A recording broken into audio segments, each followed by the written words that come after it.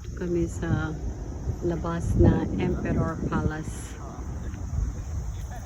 Ang dami mga turista.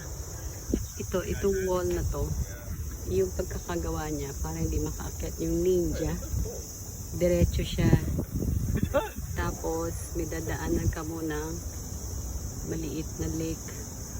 Tapos itong likod na to, siguro mga 100 times bago mo marating yung Emperor Palace. Nandun yung entrance, bawal pumasok. So dito lang sa labas. Tapos ito nakita niya. Kita nyo yan. Saya siguro nakatira dyan, no?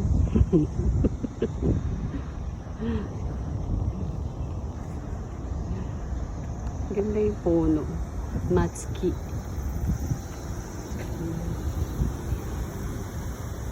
That's all for today. Bye.